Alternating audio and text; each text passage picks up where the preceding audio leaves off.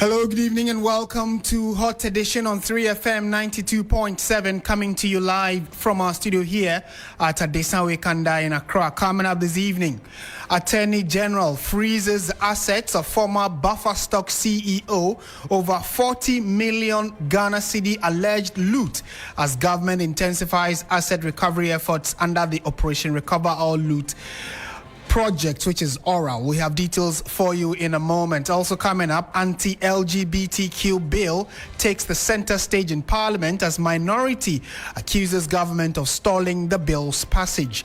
And later tonight, Chief of Kade, Osabarima Agyare Tenadu, abdicates under strange circumstances. We will tell you exactly what the real issues are, why the chief has decided to disappear. We have details of all of these and more, including sports and business, coming up for the next 1 hour. Before that, though, let's bring you the news summaries with Christabel Success. Trevor, hello.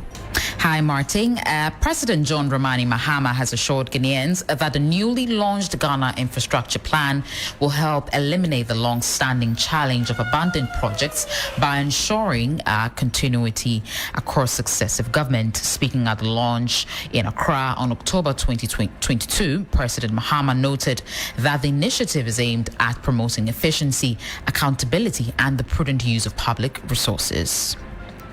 The former Chief Executive Officer of the National Food and Buffer Stock Company, Abdul Wahab Hanan Aludiba, has publicly refuted the allegations leveled against him by the Attorney General and Minister for Justice, Dr. Dominic Ayine, during a press engagement. Today, the Attorney General had placed Mr. Aludiba at the center of a major corruption scandal detailing the alleged acquisition of 6 high-value properties using proceeds of crime from his tenure at NAFCO. Shortly after the Attorney General's press briefing, Mr. Abdul Wahab posted a statement on social media platform categorically denying the claims. The sudden disappearance of the controversial anti-LGBTQ plus bill from Parliament's order paper has sparked strong reactions from members of the minority who are demanding immediate answers from the government and parliamentary leadership. Now, Habib Idrisu, who is a member of the minority, expressed concern on the floor of Parliament. Now, he's describing the situation as a serious matter.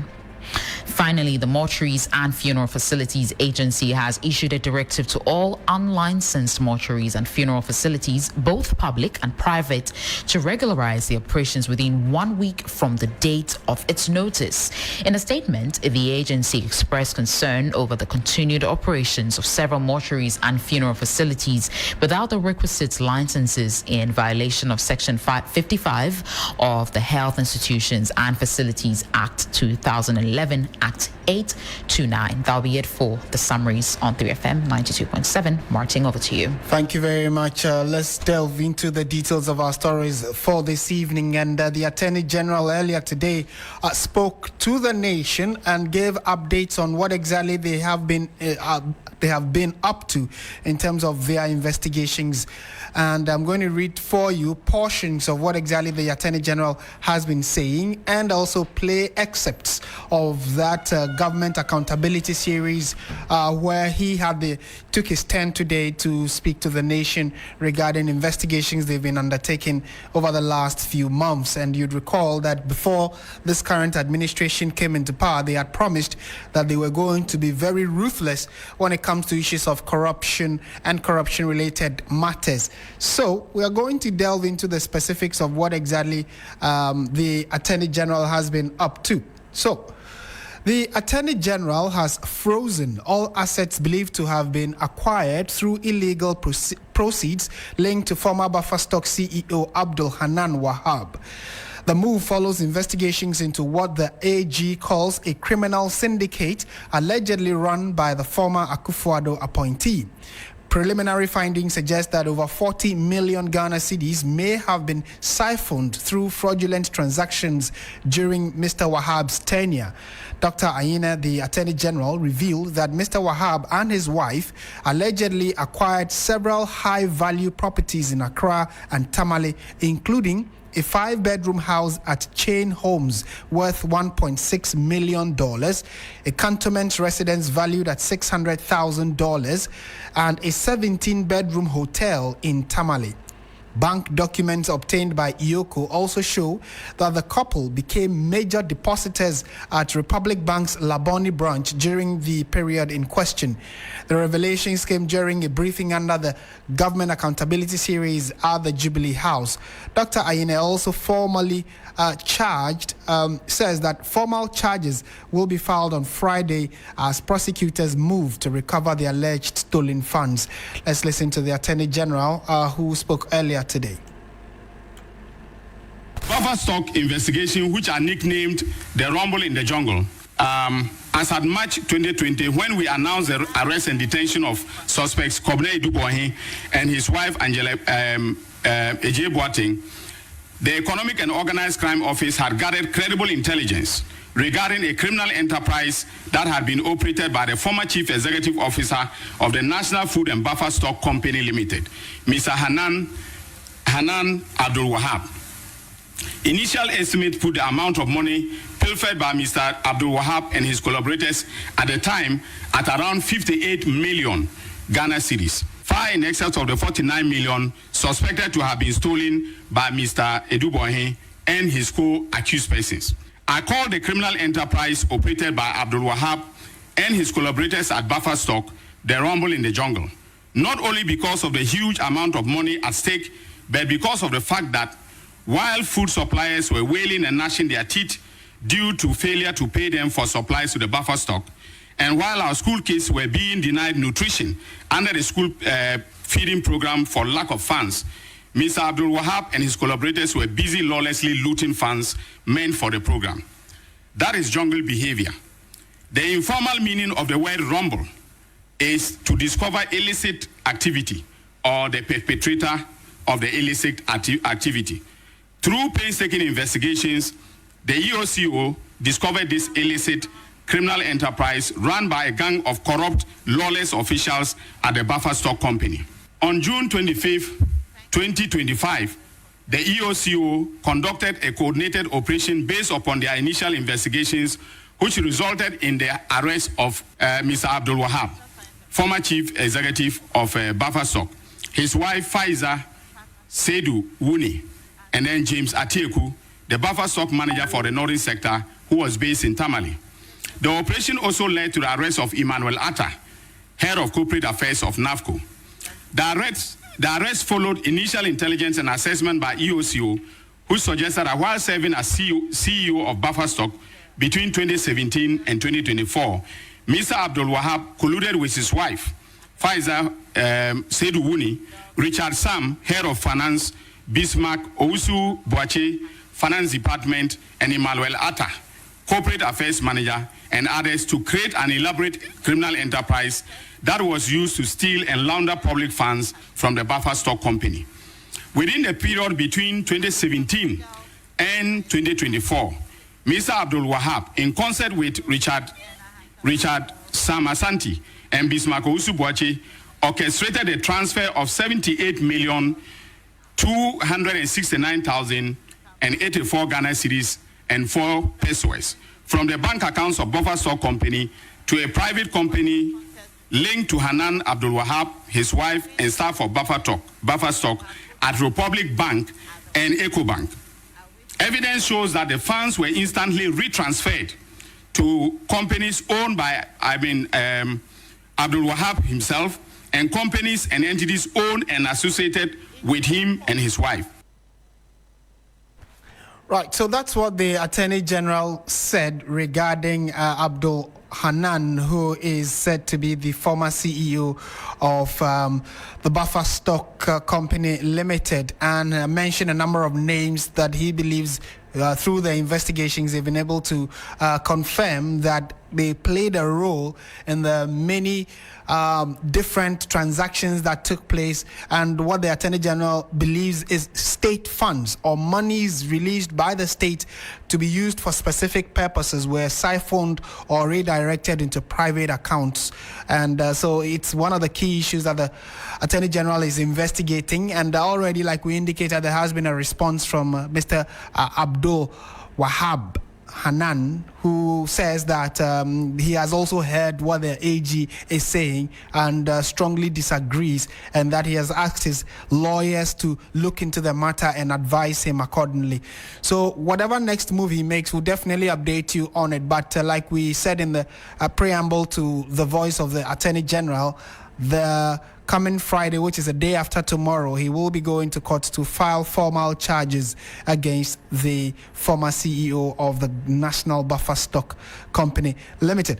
Let's stay on the Attorney General because he has also been announcing ongoing criminal investigations against JA Plant Pool, a subsidiary of the Jospon Group, over alleged financial irregularities in the District Road Improvement Program. Many of you will know it as DRIP.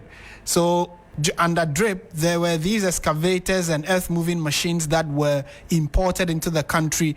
And per what we know, these machines were supposed to be given to specific districts so that they can use it to help in the maintenance and improvement of road projects within every district.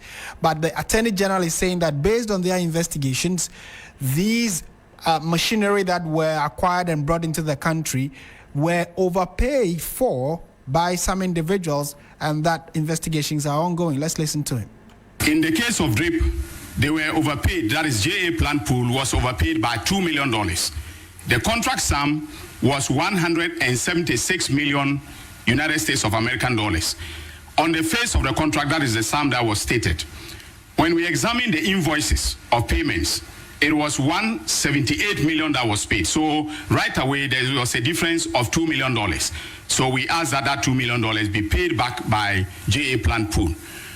We also realized that 190 pieces of equipment were added and cleared without payment of tax. In other words, they were added to the list as if they were tax exempt.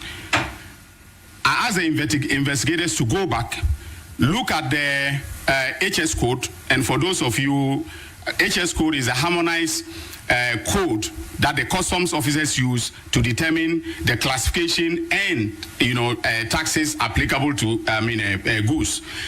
When they did the analysis following the HS code, it came out that 38.7 million Ghana cedis of taxes were evaded.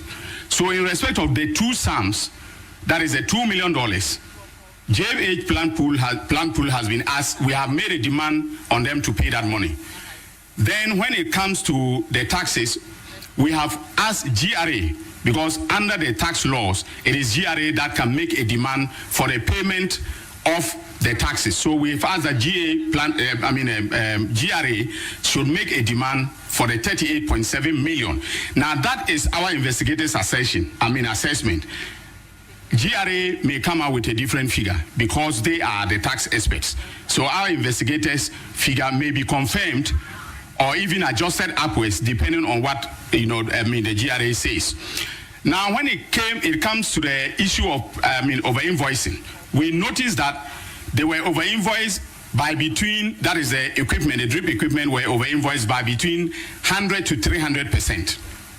All right, so I give you an example. One piece of equipment which costs $40,000, the government paid $84,000 for that equipment. That is over 110%.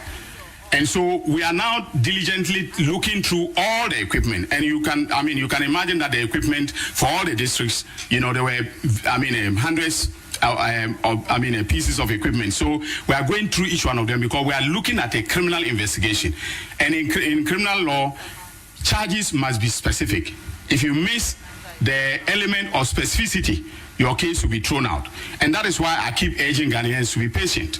Because we need diligent investigation so that when I send a case to court, we don't have any doubt that criminality has occurred.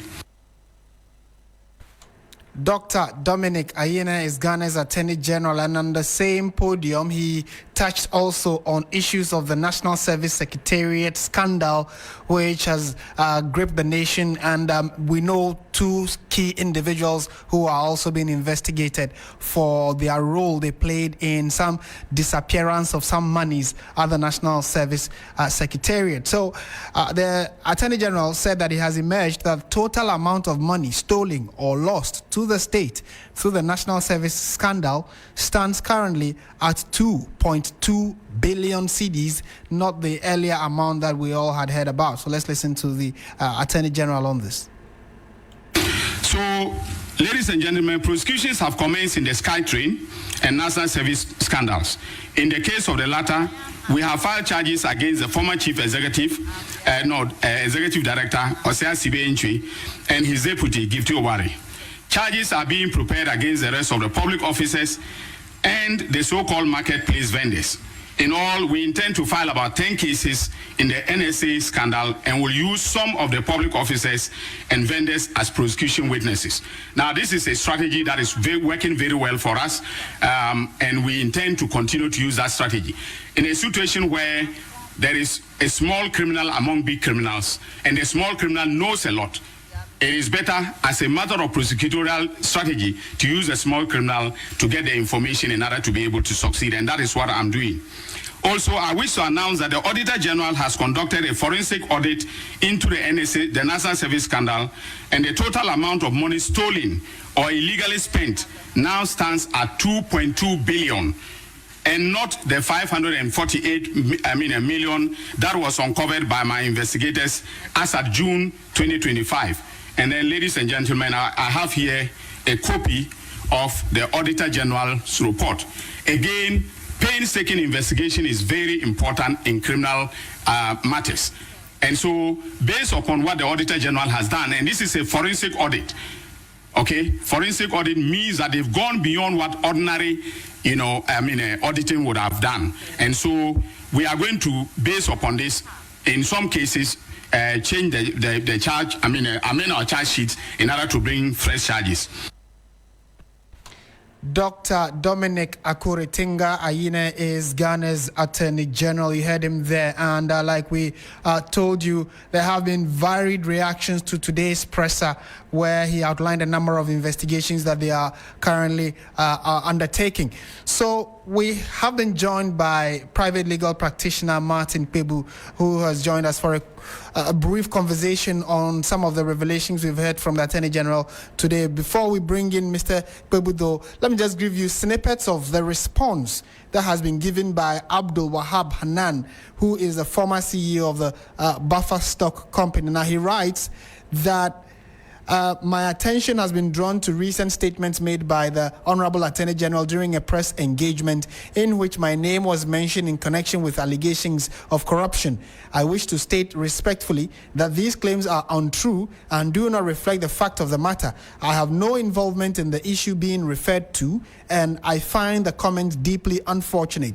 I have asked my legal representatives to review the situation and to advise on the appropriate steps to protect my reputation. I look forward to the opportunity to present my side and to have my day in court, where I am confident that the truth will be made clear. I remain fully committed to the principles of honesty, transparency, and integrity that have guided my work throughout my career. Abdul Wahab Hanan Aludiba. And so that's the statement he has also put out. Mr. Martin Asiedu, good evening, and thank you for joining us on 3FM. Good evening. Evening. Right. I'm sure you've heard the Attorney General espouse a number of key investigations they are undertaking. One that stood out for many has to do with the Buffer Stock CEO's properties he has acquired and the way monies are alleged to have been siphoned from the Buffer Stock Company account.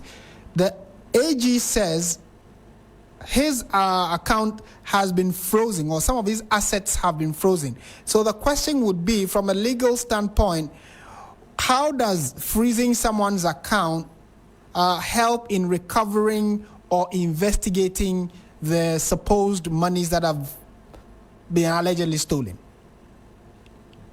Okay, so what it does is that from the word freeze, meaning that don't move anymore, stay there. So if an account is frozen, then you are able to prevent further dissipation of the funds in the account. You see, because the account is frozen, so meaning the owner of the account is no longer able to conduct any transactions, is not able to withdraw or add monies, etc. So freezing is a very useful tool. It helps to prevent dissipation, like lawyers like the word dissipation, or let's say the taking away of the money. Okay. Yes. Okay. So that's why that. So it's a very useful tool. That's how come, under the law, usually under Yoko law, OSC law, the heads of these institutions are allowed to even freeze, and FIC, even without going to court. So they freeze first. Some have 14 days, others 7 days. Yeah, between the days have mixed me up. But it's because if you went to court, by the time you go, filing in court will waste time, so to speak. In this context, yes. Then you go, the judge, after the judge is giving you the order, is the judge manually writes in a book in our court here. Then after the judge is done, before the typist will take it, a lot of the time, before you can get the order the same day, it will be a hellish battle. So in the wisdom of the lawmaker, these institutions, Yoko and OSC, their heads are able to freeze their accounts directly. Not only accounts, but also property. So if it's an account, that's easier. They just send it to the banks that, okay, this account is frozen until further notice. When I say further notice, maybe that's not the exact word. Right. But it's a very useful tool. All I'm commending is the fact that even the heads are able to freeze before they then take time to go to court. Yes.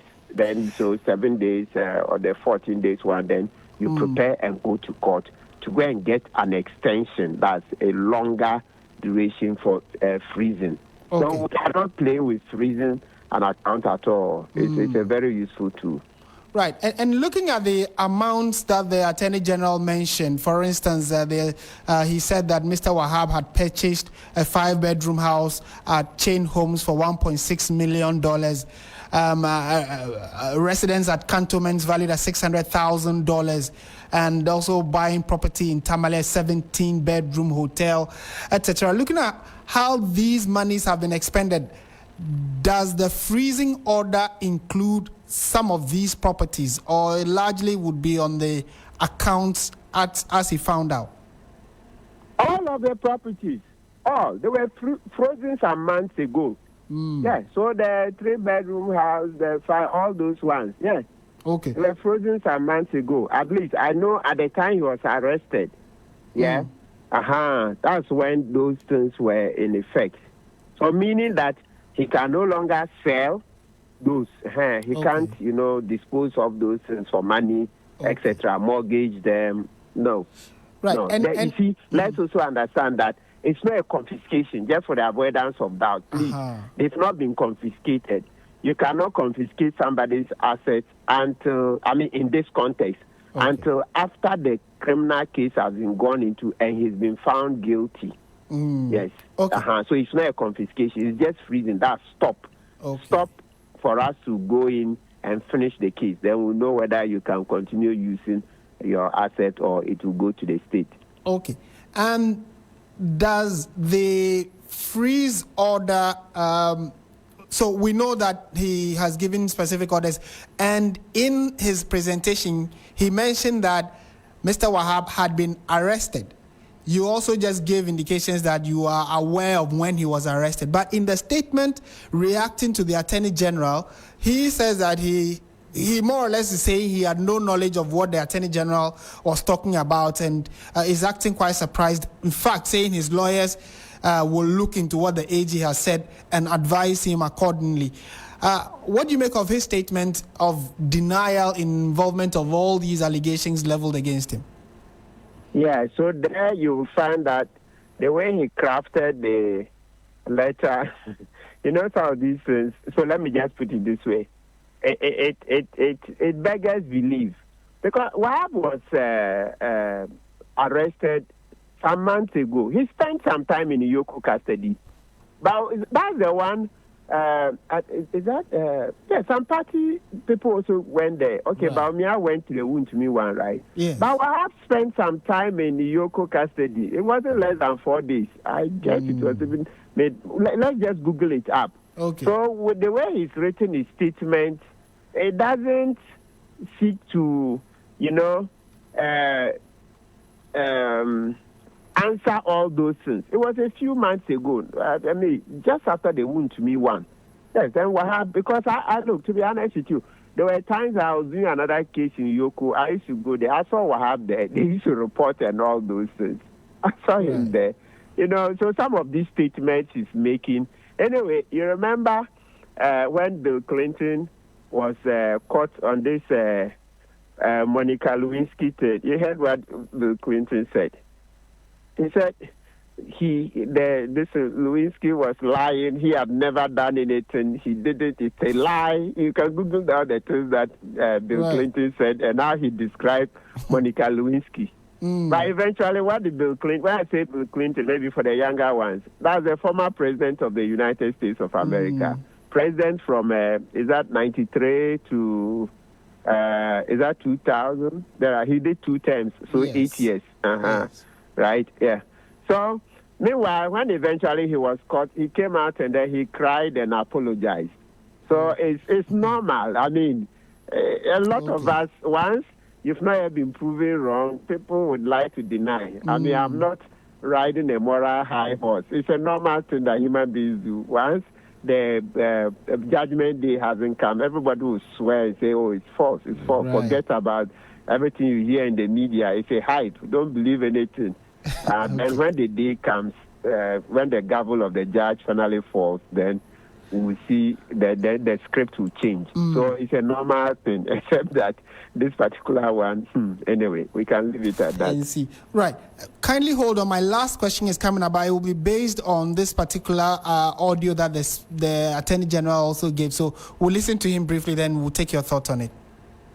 Okay. But we need to do a good job. Accountability costs resources. Accountability, takes time. And so it is important that Ghanaians are patient so that we have the kind of results that I'm announcing today. Not that I will rush to court. Defense lawyers will come and raise objections, throw my case out, and then the same Ghanaians who wanted me to go to court expeditiously will now turn around and say that Ayine is an incompetent Attorney General. I was never an incompetent lawyer in private practice. I don't want to be an incompetent lawyer in public service. So I want us to take our time to do the kind of work that I'm announcing today. And I want to also let you know that I'm under no pressure from any quarters to cut any deals. Mr. President, who is my boss, has never put pressure on me. On the contrary, when I brief him, he gives me his blessing. He doesn't even express an opinion one way or the other. He says, Dominic, I've heard you. All right? The Chief of Staff has never put pressure on me to cut a deal with anybody. The Secretary to the President, Dr. Kalisus Mahama, has never put pressure on me. On the contrary, he encourages me. He says the work is stressful, but I should keep on. The Legal Counsel to the President, my former boss, has never put pressure on me to cut any deal. Offers have been made, and I have turned all of them down. I have told everybody, please go to the court. If you want a plea deal, I'm filing cases. In the Wontumi case, offers were made to us for a plea deal. I said, no, I'm filing charges. If you want, announce your intention for a plea deal to the judge. That is now my strategy. The MPP took advantage of my saying that I'm open to to having plea deals to say, okay, that I was busy cutting deals in the office. No deal has been cut, and no deal will be cut except under the auspices of the court of competent jurisdiction. That is what I have decided, and that is what we are going to do, going forward. Right, Counsel. So it comes to the issue of, we need the money. So if people say that, yes, thank you, you clearly have caught me, or there's evidence that I've squandered or taken away X amount, and I can bring either all or a major part of it, then I do not need to go through the entire trial process and end up in jail. So I want to cut a deal. That was an earlier position of the Attorney General. But it looks as though he's saying that they are reconsidering that, and it is based on specific case, or it be a case-by-case basis where they can pick and choose whether or not to cut a deal or not. How does this generally come to you, and where do you stand on whether we should get the money and leave the person, or get the money and still jail the person if he is found guilty, or just jail the person and then forget about the money? The last one we don't like. We don't like to repeat. The one that we just jail the person and forget about the money. Who wants that? No. What do we benefit? It's as if then we don't even, we are not thinking about the future of our country. It's the money first. You see, even Bible says that money answereth all things, right? We can do a lot with the money. That part, I think maybe Dr. Ian should have hastened slowly. That part, it can give him trouble. I know, you see, the populace, a lot of people are not happy. But we didn't do a referendum on that particular question. So it may well be that those who hate it coincidentally, that the plea bargaining, etc., and the deals, coincidentally are the vociferous ones. So let's make the point again. It's possible that coincidentally those who hate cutting the deal, etc., are the vociferous ones. So they can make a lot of noise. When I say noise, I'm not insulting. I mean, like, can agitate and make a lot of advocacy, and then it would appear that it's a whole country that's against plea bargaining. Ghana is not the first to introduce plea bargaining. We've always had this. And then there are other countries, the US, UK, many other countries around the world, even Nigeria, our rivals Nigeria, they have it, etc. So the way Dr. Ayini put it, you are saying he's saying case by case. Then maybe I didn't hear him well. I thought he says now his decision is that go to court. They will do it only through the court. I thought I heard something like that. So that is what he said today. But in earlier press conferences, he was clear that if you want to cut a deal, government was open to that. But now he's saying that we are going to court, and it must be decided by the court or by a judge. So it's not like on a personal or office, come to my office, let's talk kind of. So this second one, I think it's the public pressure that's moving him to say we'll do that only through the court. But if you want to do that too, some people don't want to be convicted. No, you see, the plea bargain, the ones that they put in court, the way they're doing it, sometimes in very exceptional circumstances, it's the same thing. You end up withdrawing. So look at the, what do you call it? What's the name? The Mildred Donko. And I said that one went to court. But eventually when they found it necessary, didn't they withdraw? So the value is the same. So maybe rather than saying you will no longer cut deals, go to court, you should have just perhaps emphasize, maybe you spend like 10 minutes, do a comparative study, show how plea bargaining is used in many other parts of the world. You see, the people are agitating. Sometimes some haven't found the opportunity to study the laws of other countries, even including some in the U.S. I remember I have this good friend. Well, I didn't know him, but I mean, the first time he spoke to me, he called because of plea bargaining. He was guns blazing, saying a lot of things. I said, Chief, you live in America, right? He said, yes. But America, there's plea bargaining. Then I started giving him examples. By the time we're done, then he sobered down. Right. So what we should do is to spend more time educating ourselves about plea bargaining. You can't put everybody in jail and collect their money. No. If you do, some will, as I said, you won't succeed. Right. Remember the other trials, the Japa, let's even use the famous one, Atuforsen and Japa. You see the Dubai company, Deep Sea, or what they call them, they said, we want to pay the money. Then Godfrey Dami refused it, and later we saw the reason. In the Japa tape, he said it's what? Ekufuado and Oforiata who are pressing him to convict Japa, get Japa convicted at all costs so that there will be a by-election, blah, blah, blah. So you see the political witch hunting in the Japa tape. Right. So because of that, we refused the money.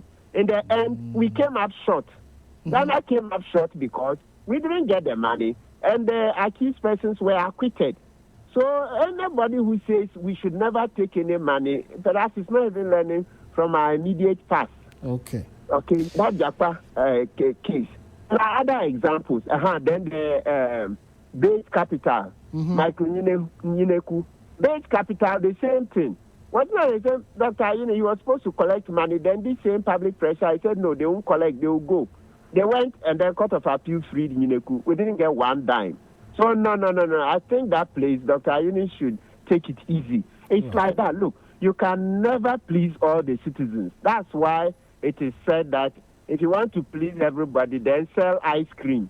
That's the common saying. I'm sure there are some people who don't like ice cream. But the common saying is that if you want to please everybody, then sell ice cream. But once you're Attorney General, no, you can't please everybody. Okay. You look at the larger majority, and then also you look at the integrity.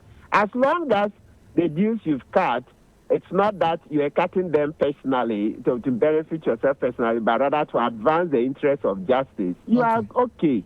And as I said, let's spend more time on this plea bargaining, especially compared from around the world, because you can't. There is no system where you can finish all the cases. Look, let's say this. Those oral cases, we don't have the capacity to prosecute every oral case within the 4 years. Right. We don't have the capacity.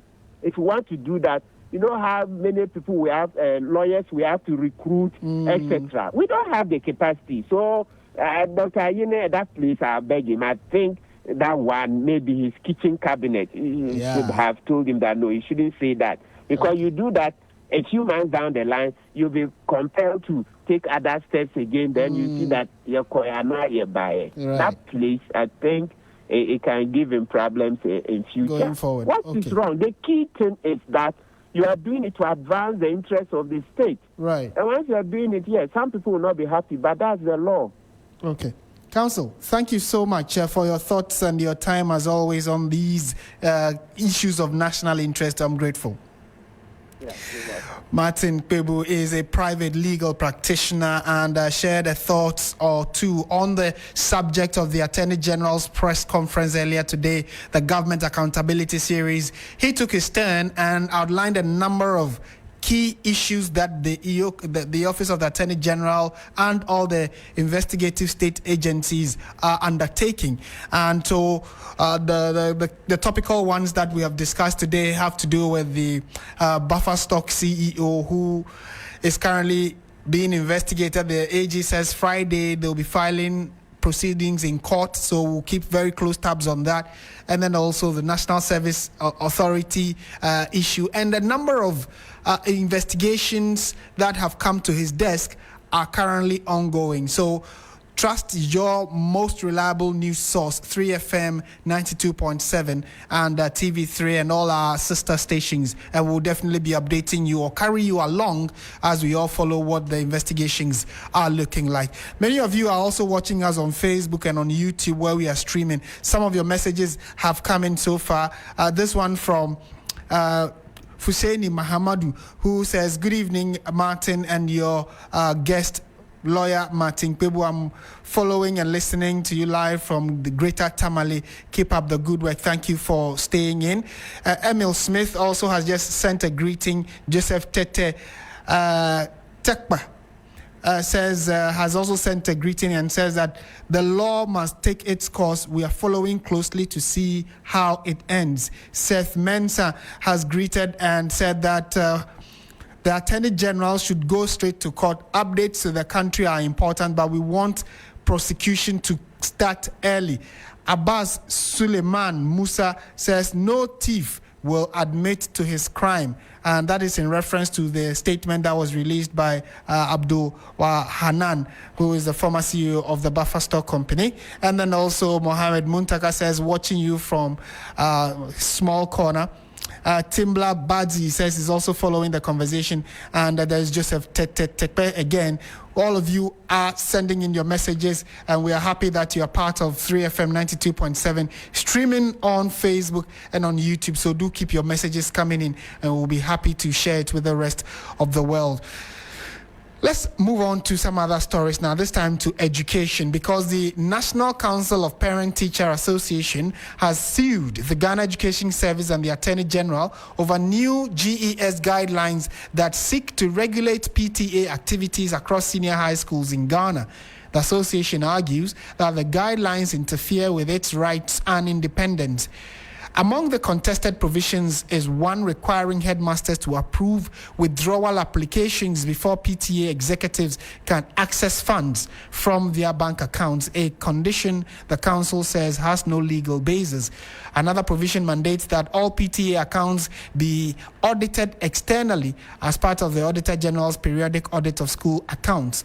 The council is therefore asking the Accra High Court to restrain the defendants from implementing what it describes as the purported approved guidelines for PTAs in senior high schools.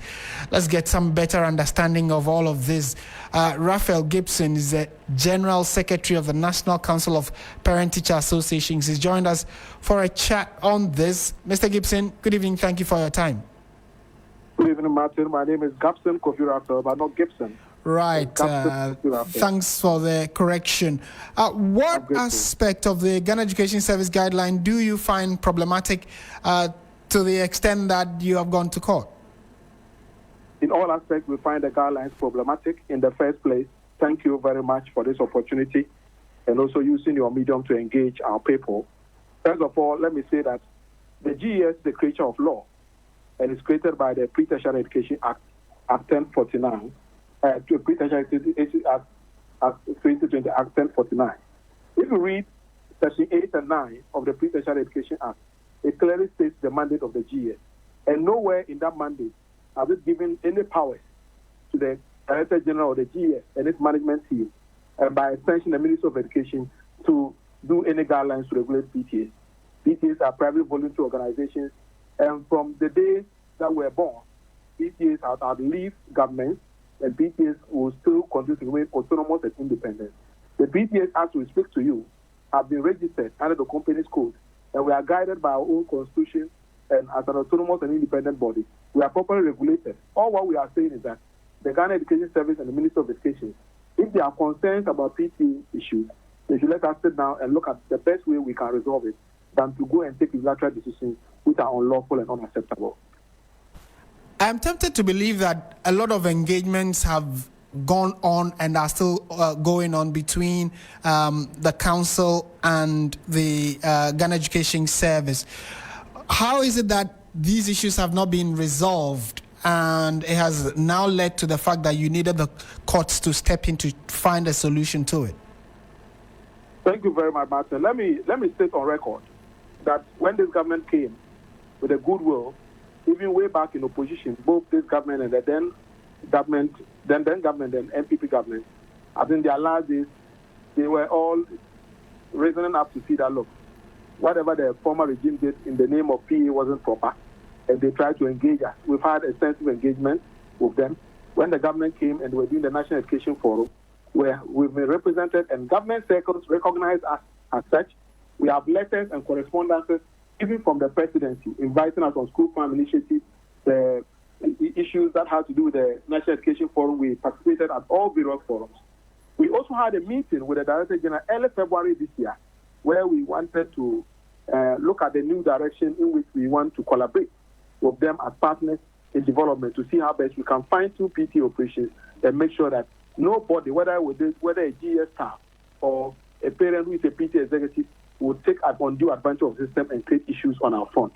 We were well welcomed by the GS Director General, and when we were raising issues about the then guidelines that were done by the former administration, the Director General said, and I quote, that look, what happened was wrong, what happened was unacceptable, what happened was not anything that we had any authority to do that. And let's put that thing behind us. We will never go back to that page. These issues are squarely within your purview, but we would like to see how best we can partner with you people so that the child will not be affected when the parent has not been able to pay his PTA dues or levy in the schools. And at the secondary school, I said, look, the issues are not only at the secondary school, it's also at the basic schools. And those who sack our walls from the classroom are actually your staff, but not the PTA executives, because we don't stay in the school.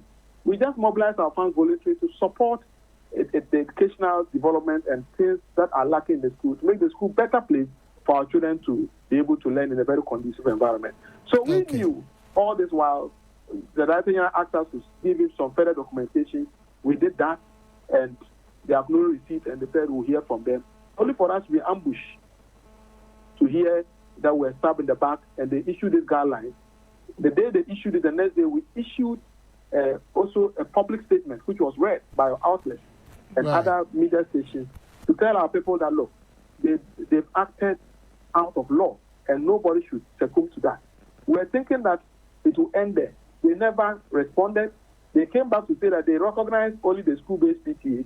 They don't recognize any national or regional PTAs. And we said this was quite unfortunate. Right. We went further to petition the president, and let me say this on record.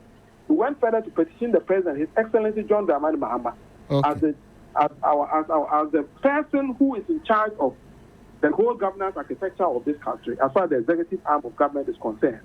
And we are happy to announce that our petition that got to the office of the president on the 8th was responded by his executive secretary, Dr. Kalisu Mahama, on behalf of the president on the 9th. And let me take this opportunity to read.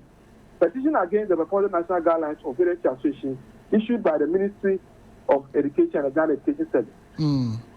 I forward for your attention and necessary action the attached petition dated 5th of October 2025 from the National President of the National Council of Mr. Gabson, kindly finish that part. It's very important. Okay, so make it brief for me because I've run out of time on this. Regarding the above mentioned subject, His Excellency the President requests that you review the correspondence and take appropriate action on the matter. This was a letter directed to the Minister for Education, Honorable Haruna Idrisu, that they should work on it, and they copied us. Since that time to today, we've not heard anything from them. And we realize that some people are just trying not to respect the President's directives, which have been copied to us. And we cannot sit down and there will be chaos in the whole system. What we are seeing today is you will put at the back door of the Director General and the Minister of Education and the team at the Ministry. Okay. They are the ones who are causing all this confusion in the space. And we are gone to court because we believe that we live in a country of the rule of law, not the rule of might. So the court should step in. Right. Certainly, this is a subject that we will be following very keenly. So thank you for speaking to us on this. Raphael Kofi Gabson is the Secretary General of the National Council of Parent-Teacher Associations. You're still listening to 3FM 92.7. And before we jump into business, let's go to that very interesting story having to do with a chief that has abdicated his seat in Kade. So the chief of Kade in the Kwaibibre municipality of the Eastern region, Osabarima Agyare Tenadu, has abdicated, technically meaning that he has left the stool that was his stool of authority. And that was after years of protracted chieftaincy disputes. The embattled chief, who has ruled for 21 years, announced his decision during a meeting with members of the royal family at the Kade Palace on Wednesday. He said he could no longer continue amid the prolonged dispute that has divided the royal family over a decade. A rival faction is reportedly preparing to install a new chief.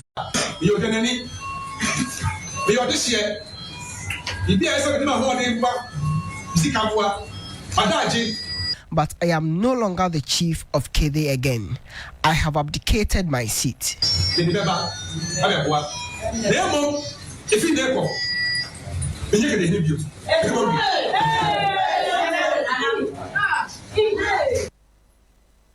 Well, so you heard the chief of Kade. Well, probably it's safe to say the immediate past former chief of Kade. And if you are watching on Facebook and on YouTube, you definitely see him in the palace wearing a black smock in the presence of some elders of the community, where he announced his decision to step down from the seat or the stool over chieftaincy disputes that has been raging for well over 21 years. And on the back of that, he has decided not to be the chief again. He has brought a ram and some bottles of schnapp to be used for the sacrifice of removal or sacrifice of abdication, where he will no longer be the chief of the area. He says that it's been quite hectic trying to resolve the chieftaincy dispute over all these years, or almost 2 decades that is, and because of that, he would no longer be the chief. And you heard the shock that was expressed by a number of the women who were gathered at the palace there. So we'll see how the coming days, play out, especially now that the case is also in court. So who now becomes the next Kade chief? Would update you in subsequent bulletins. Stay with 3FM 92.7. We are taking a quick break. We'll be back with business.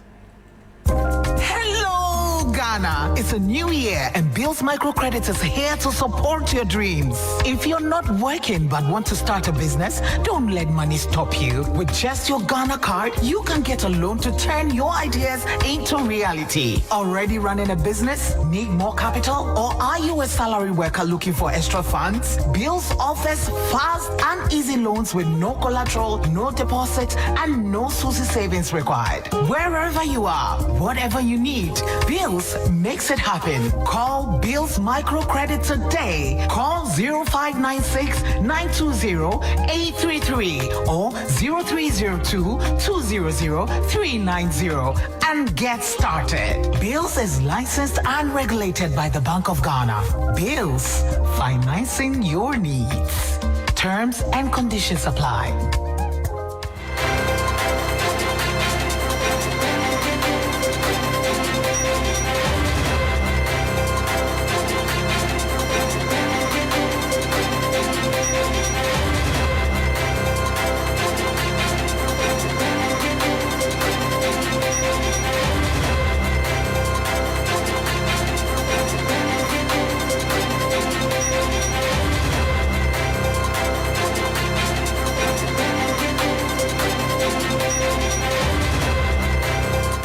And hello there, good evening. Welcome to the business segment here on News on Hot Edition with me, Michael Obodu. Coming up, Japan International Cooperation Agency aims to boost Ghana's local rice yield by over 50% to cut imports and improve quality. Details coming up shortly. Please don't go anywhere.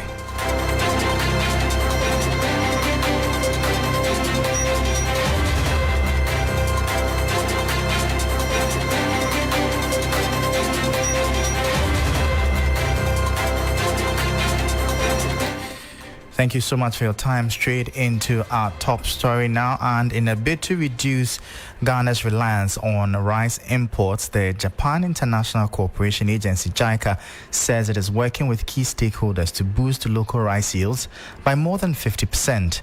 The initiative aims not only to increase output, but also to improve grain quality to meet international standards and suit Ghanaian consumer preference. This report has the rest of the story. According to the Observatory of Economic Complexity, Ghana imported $342 million worth of rice in 2023, ranking 29th globally out of the 223 countries. That year, rice was Ghana's fifth most imported commodity out of 1,177 products tracked. JICA hopes to shift this narrative through its Ghana Rice Production Improvement Project GRIPE. Chief Advisor on Rice Cultivation under the GRIPE initiative, Nokwaki Oizumi, spoke to journalists on the sidelines of the Africa Field Innovation Center for Agricultural Technology seminar. Yeah, actually not only seed, but also we need to introduce good agriculture practices. So we are trying to increase about 1 ton per hectare. So our baseline, the average yield was about 1.9 ton. So we want to increase the average yield to 2.9 ton or 3 ton. JICA says it remains committed to strengthening partnerships with Ghana to advance the country's agricultural sector. Our focus will be always in technical cooperation, so technical assistance, capacity development, together with some grant aid projects.